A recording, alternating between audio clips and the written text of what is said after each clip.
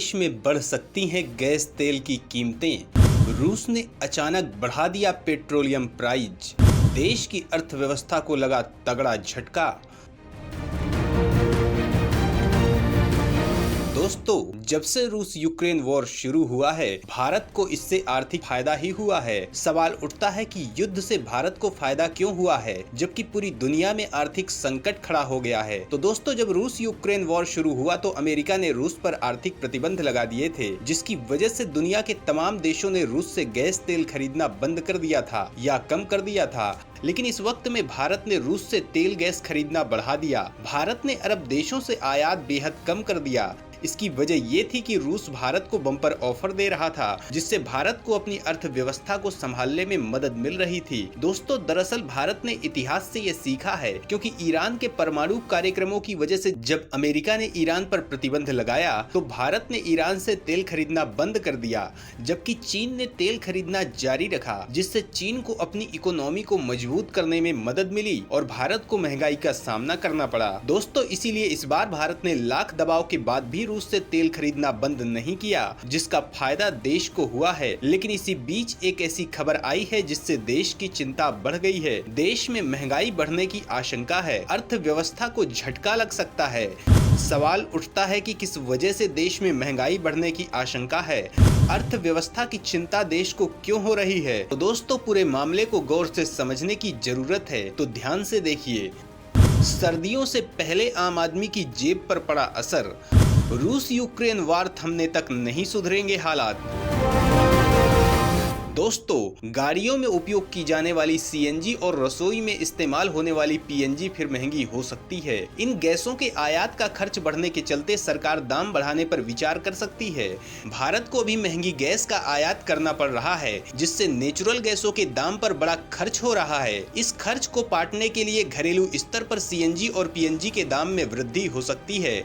Natural gas की supply के लिए रूसी कंपनी गाज़प्रोम और भारत के साथ 20 वर्षों का करार हुआ था। ये डील 2018 से चली आ रही है, लेकिन इस साल रूस यूक्रेन युद्ध के चलते मई के बाद गैस की सप्लाई नहीं हो सकी है। सप्लाई रुकने से भारत में गैसों के दाम पर बड़ा असर देखा जा रहा है। हालत ये है कि भारत को दूसरे देशों से बहुत महंगे भाव पर नेचुरल गैस आयात करनी पड़ रही है। महंगे आयात की वजह से भारत में गैसों के दाम बढ़ने की आशंका है और इसका सबसे अधिक प्रभाव सीएनजी और पीएनजी पर दिख सकता है। हालांकि रूस यूक्रेन युद्ध के बाद इन दोनों गैसों के दाम ऊंचाई पर पहुंचे हैं, लेकिन हाल के दिनों में अंतरराष्ट्रीय बाजार में गैसों के दाम गिरने से सस्ती गैस की उम्मीद जगी थी। लेकिन हालिया हालात ऐसे बन रहे हैं कि सस्ती सीएनजी और पीएनजी शायद ही उपलब्ध हो पाए। दोस्तों, रूस से भारत की गैस सप्लाई बंद हो गई है, जिसके चलते भारत अन्य देशों से महंगी कीमत पर नेचुरल गैस खरीद रहा है। देश में गैस का काम करने वाली सरकारी कंपनी गेल इंडिया ने अक्टूबर-नवंबर के लिए दोगुनी कीमत पर विदेशों से गैस की खरीदारी की है। रूस यूक्रेन युद्ध के बाद दुनिया के कई देशों में गैस की भारी किल्लत हो गई है। जिन देशों को गैस आयात करनी होती है, वे उत्पादक देशों से भारी कीमतों पर गैस खरीद रहे हैं। अगर ऐसा नहीं हुआ तो उनका घरेलू काम प्रभावित होगा, गाड़ियां बंद हो जाएंगी,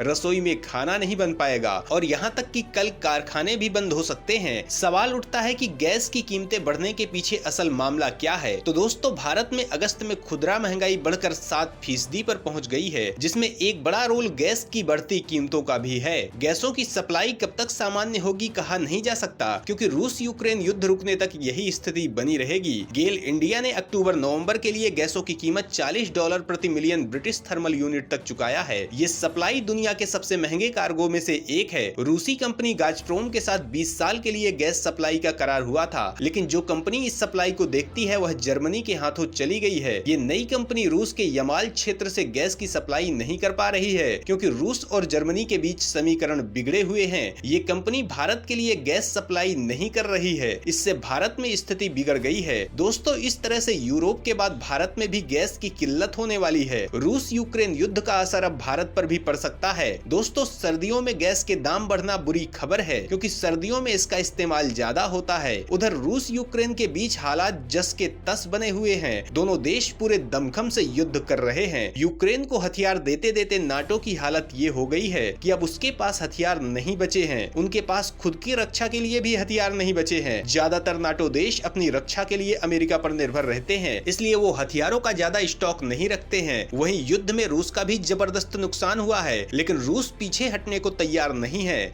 उसने ऐलान कर दिया है कि यूक्रेन को बर्बाद करने से पहले रूस युद्ध खत्म नहीं करेगा। दोस्तों, युद्ध में भारी संख्या में रूसी सैनिक मारे गए हैं। रूस के इतने सैनिक मारे जा चुके हैं कि अब उसे दूसरे देश से सैनिक आयात करने की जरूरत आ पड़ी है। सवाल उठता है कि उसने किस देश से सैनिक आयात करने की डील की है।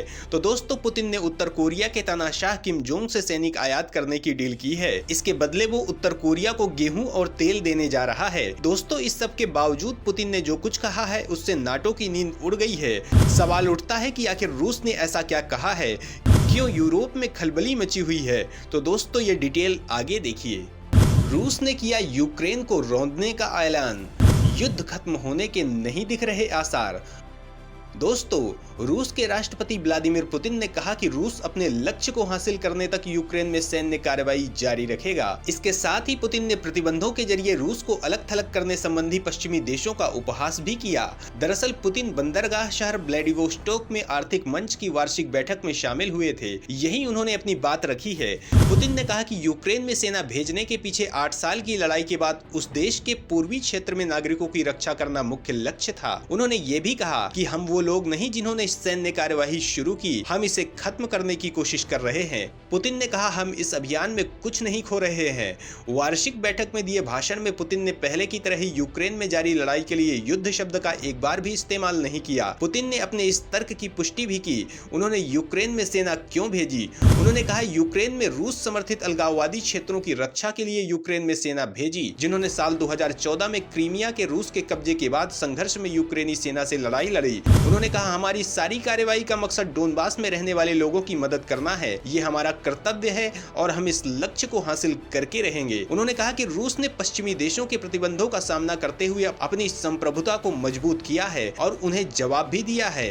रूस के राष्ट्रपति व्लादिमीर पुतिन ने कहा, मुझे पूरा विश्वास है कि हमने कुछ नहीं खोया है और हम कुछ नहीं खोएंगे। सबसे सकारात्मक बात यह है कि हमारी संप्रभुता और मजबूत हुई है। उन्होंने कहा कि रूस में आर्थिक और वित्तीय स्थिति स्थिर हो गई है, उपभोक्ता मूल्य मुद्रास्फीति कम हो गई है और बेरोजगारी दर भी कम बनी हुई है। रूस वैश्विक प्रभुत्व को बनाए रखने के लिए अमेरिका और उसके साथियों के दुस्साहस का सामना करेगा और अपनी संप्रभुता की रक्षा करेगा। तो दोस्तों, दोनों देशों का एटीट्यूड देखकर तो कहीं से नहीं लगता है कि युद्ध अभी समाप्त हो सकता है, इसलिए महंगाई से राहत मिलना भी मुश्किल लगता है।